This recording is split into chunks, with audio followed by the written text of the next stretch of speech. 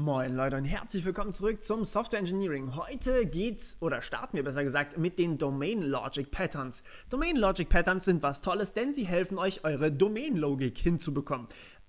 Hätte der Name eigentlich auch schon andeuten können. Okay, aber egal. Was Domain Logic bedeutet ist, wie greife ich zum Beispiel auf meine Datenbank zu, beziehungsweise wie verarbeite ich Objekte von meiner Datenbank oder generell Informationen von meiner Datenbank. Und da gibt es mehrere Aspekte, die man betrachten muss, und für jeden Aspekt hat man sozusagen mehrere Optionen. Und all diese Aspekte und Optionen möchte ich euch in den kommenden paar Videos vorstellen. Domain Logic Patterns sind sozusagen der erste Schritt. Und hierbei werden wir uns das Einfachste direkt gleich am Anfang angucken, und zwar das Transaction Script. Das hat einen fancy Namen, ist aber eigentlich unglaublich simpel. Das Transaction Script bezeichnet einfach nur eine Aktion, die man man möchte irgendwas berechnen, irgendwas, was über eine ID berechnet wird. Zum Beispiel kann man jetzt irgendwelche Summe, zum Beispiel die Summe eines Einkaufs. Und ja, da hat man zum Beispiel die ID eines Einkaufs, aber man hat natürlich nicht die ganzen Einkäufe oder sowas, also nicht die ganzen Produkte.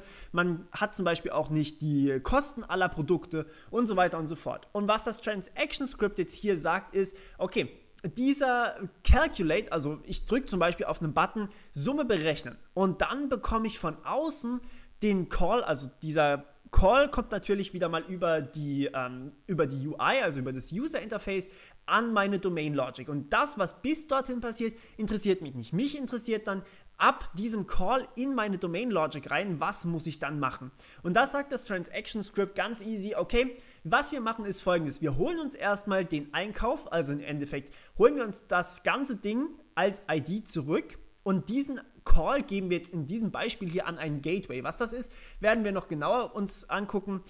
Das Transaction Script an sich bezeichnet einfach nur bezeichnet im Endeffekt kein richtiges, vollständiges Pattern, sondern eben nur einen Aspekt davon. Und zwar, dass es für jeden von diesen Aufrufen von außen, von der UI, eine eigene Procedure, also eine eigene Prozedur gibt.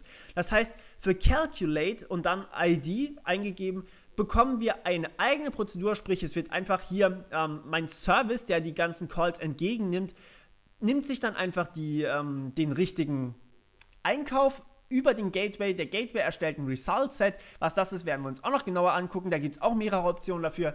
Dieses Result-Set, also einfach was in der Datenbank im Endeffekt drinsteht, wird wieder an den Service zurückgegeben.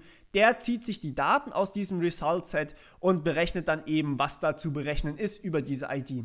Und das ist es eigentlich auch schon. Das heißt, wenn wir jetzt einen zweiten Call haben, der zum Beispiel bedeutet, füge ein neues Produkt meinem Einkauf hinzu, dann haben wir hier eine vollständig unabhängige Transaktion, deswegen auch Transaction Script.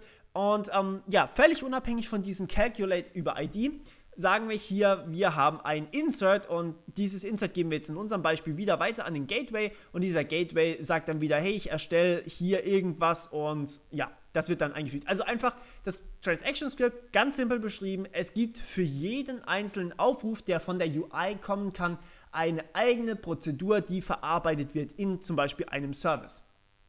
All die anderen Dinge, Gateway, Result Set, bla bla bla, das werden wir alles noch betrachten. Keine Sorge, das eilt jetzt nicht. Das machen wir nicht dieses Video. So, Vorteile sind natürlich offensichtlich. Es ist mega simpel, also wirklich, wirklich simpel. Einfacher geht es im Endeffekt nicht. Ihr habt einfach eine Methode, die von außen, also in Anführungsstrichen außen natürlich, von einem anderen Modul, in meisten Fällen die UI, irgendwie drauf zugegriffen werden kann. Also einfach eine Prozedur, die immer zugreifbar ist. Meistens ist sie sogar static. Also in dem Fall Calculate ID oder sowas, und das einfach static da reingepackt. Alle Informationen, die wir zum Calculaten brauchen, sind natürlich mitgegeben.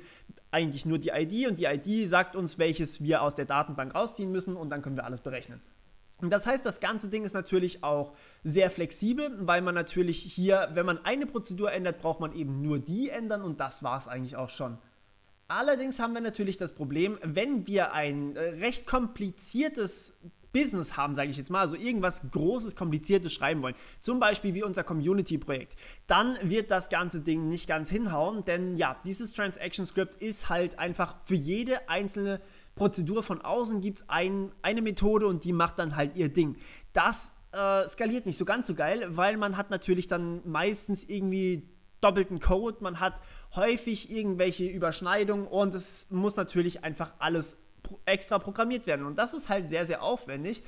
Deswegen ist es meistens nicht ganz so geil, wenn man richtig komplexe Anwendungen hat, allerdings für sehr simple Anwendungen super gut, weil es eben auch super simpel ist. Okay, und das war es eigentlich auch schon wieder von meiner Seite. Nächstes Mal geht es weiter mit dem Domain Model und wir hören uns dann. Bis dann, ciao.